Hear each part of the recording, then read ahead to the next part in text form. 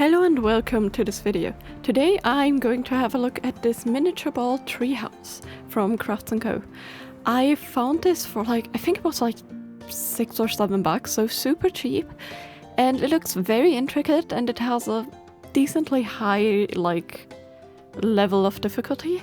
So let's have a look inside, and we get a lot of tiny bits in one bag. There's dried plants, there's flocking, things that look like berries, we have cane slices, orange cane slices, we have this bag of stones that we're gonna use, which by the way, a lot of the stuff's actually nicely labeled. For example, this bag has F on it, which, shows the step. And then we have the house spheres, and I didn't expect them to be this sizable actually. They're quite large in comparison.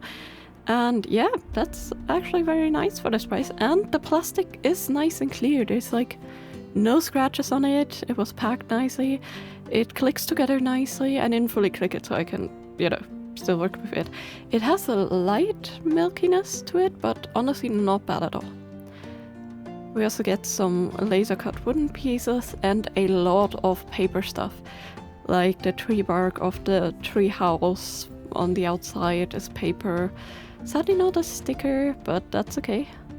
And a lot of the other things, we have tiny baskets, we have tiny butterflies and all that. So let's have a look at how this kit actually goes together.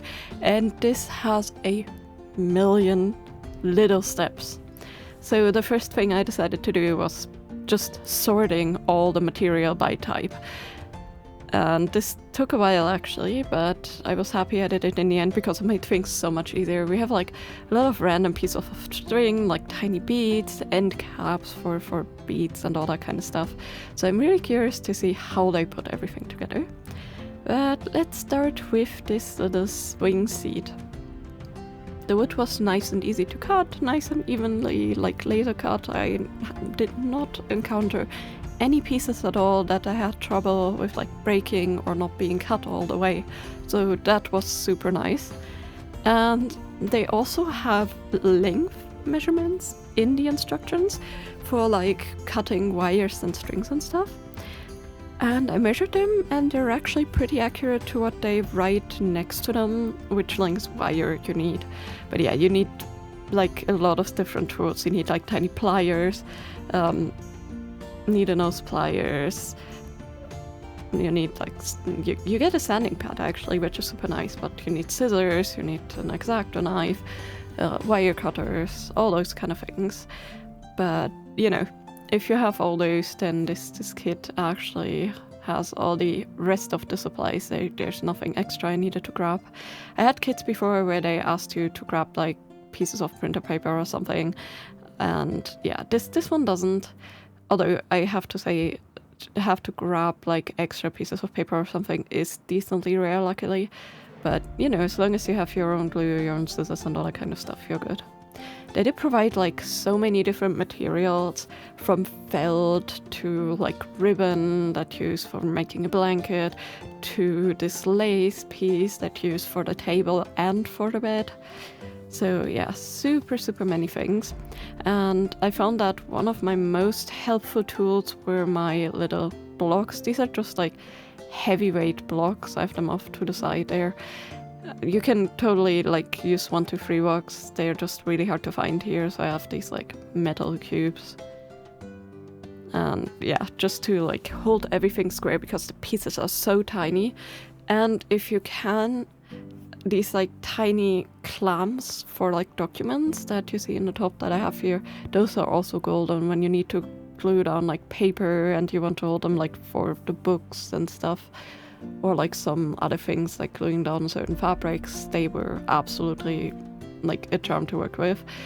Else it was super hard to get anything to hold and not flip upward or release in some spots that you don't want to. But with these clamps, super cheap clamps, and those blocks, those were the most valuable items crafting wise. And you really want a sharp blade too, of course. The paper they use is actually quite sturdy. It's like quite nice. It is just a one-sided print, but they have it like laminated, and it's really sturdy in comparison to like other stuff that I've worked with. So it was super easy to cut. I didn't really have anything that ripped where I didn't want it to, because that can be a huge issue. The things were just tiny. For example, for like a candle, you needed to wrap like a tiny piece of wire with some paper, and this was so small. This took like so long. I always like to pre-bend my items, like papers and stuff, when they should be curly. I like to use my pliers and like go along the entire piece and like pre-bend it in the right direction, which makes it easier, but yeah, so tricky. I found some of the use cases of items very interesting, like, you know, making a garden swing with nice wires. One thing I did also like was that the wires were covered in like a plastic material, which means you could actually stick stuff to them, because like normally when you have wires that are uncoated, like getting them to stick to anything with any normal available glue is like so tough. But these were covered, so that was super nice. And then, for example, we had the bead caps on the table. They put in like tiny beads that are supposed to be like sweets and fruits and stuff. That was super neat. We also have teeny tiny boxes. Like, look at this. This is a cardboard box that's supposed to store like document rolls and stuff. This was such a tiny piece, but it looks so cute. It took a little while to fold though. One thing I always like to do when I have paper folding stuff, especially in a tiny thing, I like to use the back of my X-Acto knife and like pre-score it, just to make the folding way cleaner and easier. But yeah, here we have our tiny little document like holder, little cardboard box. The table only had like a double like thing, which was a bit weird, but I guess, you know, it's so small you need to get the chairs underneath it. And then we also had like a cute little way sign. This was super whimsical. There was like a little garden part. You had some fruits in baskets. You had this little sign that reminds me almost of Wonderland, you know, Alice in Wonderland. Like super, super many details. And then we also had like some nice planters with a fence. And these came together super easily, but you had to put all the little plants inside one by one. And you even had to cut them before, so you had to make sure that you don't cut them like too deeply so they wouldn't fall apart too much. And then you had to put them like one by one by one so they sit right. But you got to choose like the colors and stuff that you use, kind of like spread it out a little bit, make it a little colorful, like different types of greenery here. We had some tiny books, again the clamps come in handy. We had some teeny tiny butterflies that you needed to glue together. They used like colored foam balls to mimic some fruits, which was super nice. Those were actually surprisingly easy to glue on because they stuck really nice. And then they even made the bicycle with like some flat beads and some wire.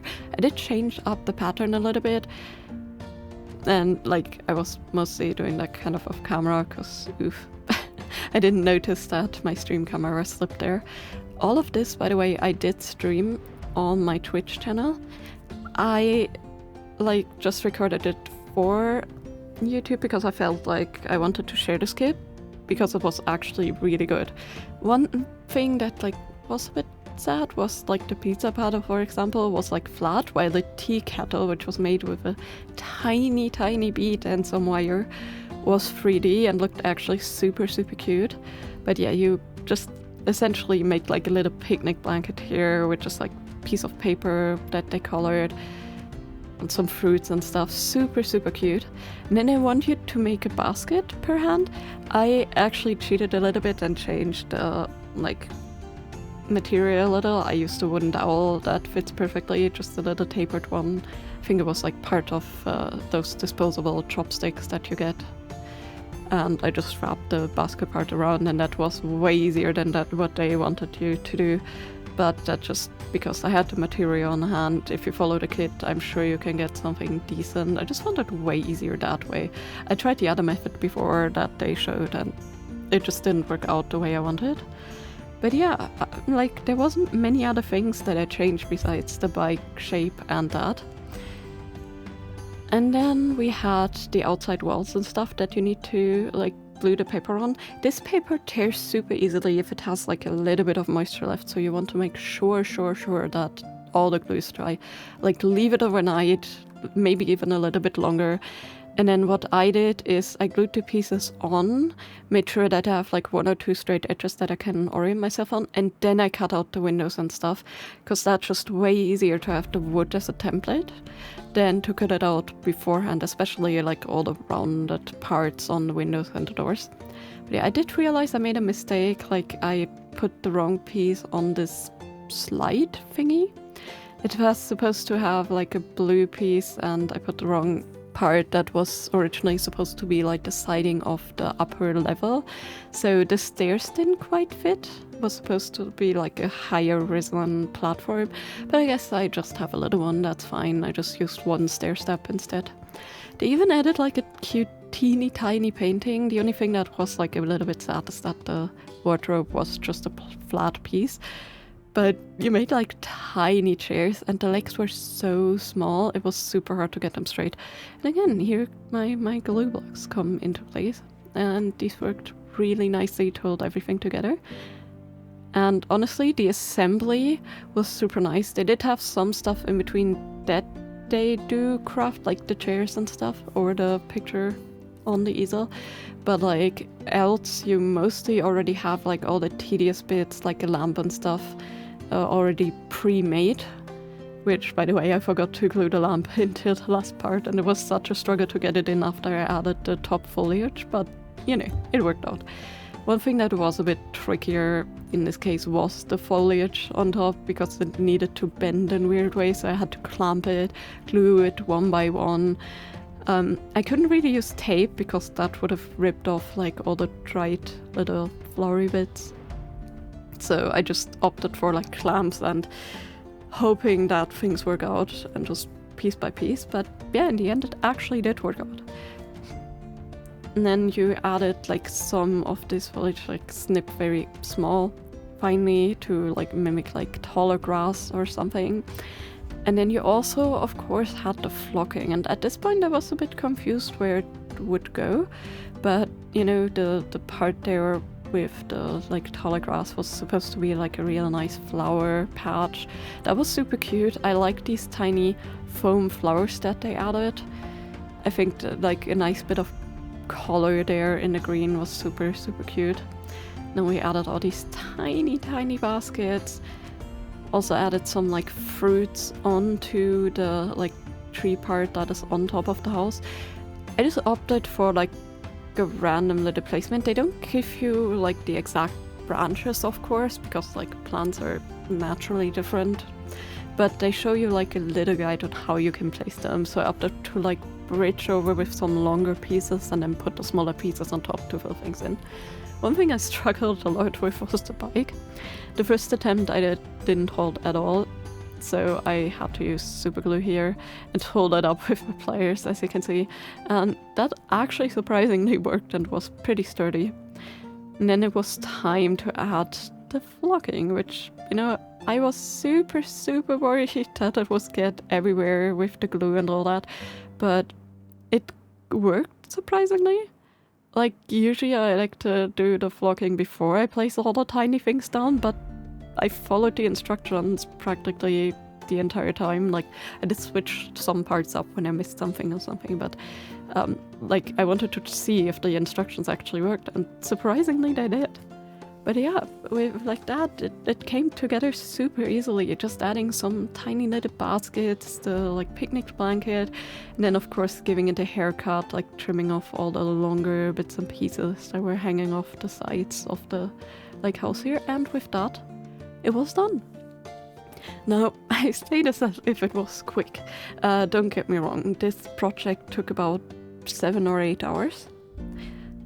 I did stream the process. I think if I hadn't streamed it, it probably would have taken like 4 or 5 hours of like intense crafting.